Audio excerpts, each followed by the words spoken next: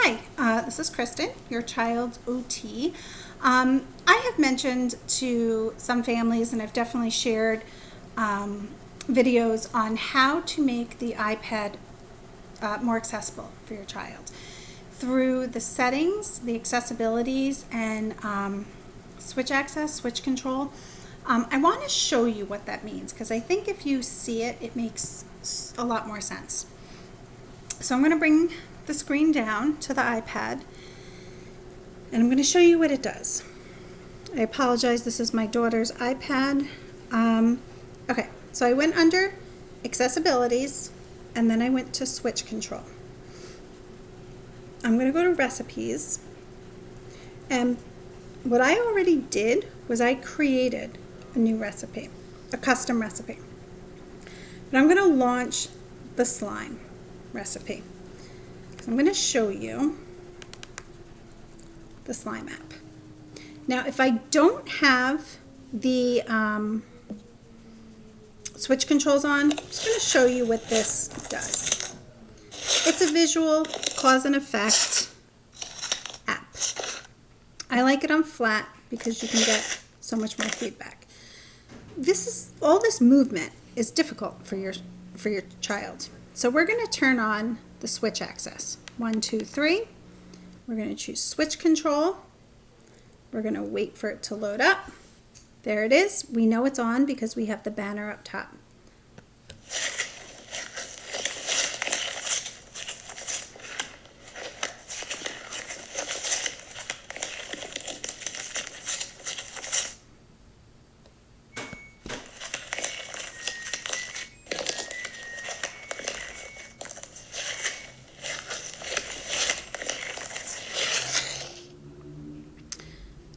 Three, off. Okay.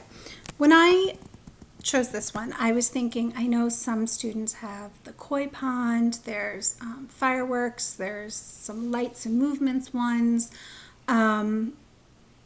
This is what I had, but it's very similar to those. So you can see how your child, all they have to do is hit the switch and it will cause the cause and effect, which is more motivating for them, right? Okay, I'm going to bring you back down to the iPad and I'm going to show you YouTube. So we're going to go back to settings. Again, I'm in the launch recipes down here on the bottom, and these are recipes I already created.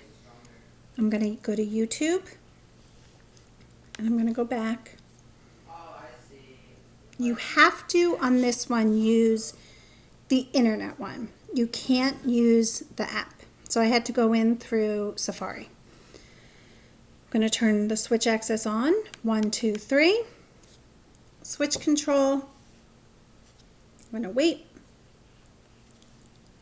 For a brand new day? Yeah! Good morning. Good morning. How are you? How are you? It's so nice to have you here with me too.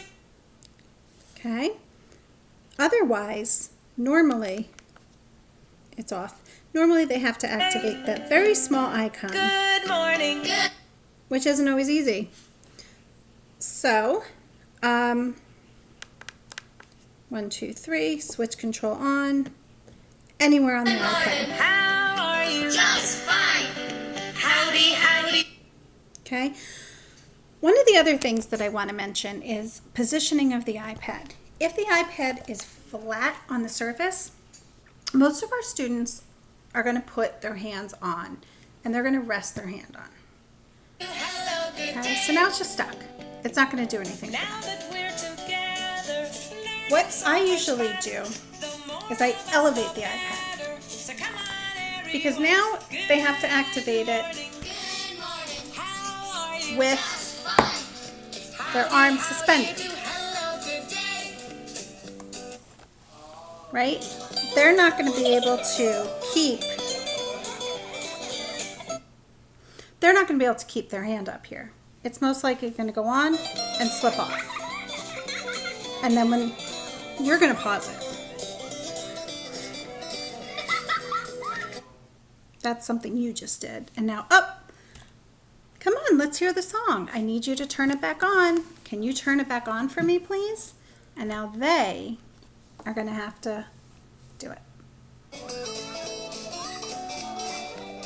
So you can see the difference between putting the hand down, How are you? which they're probably not going to lift it up, versus keeping it on an incline. So they just, So okay. nice to have you here with me today. Good morning. Good morning. How are you? Just fine.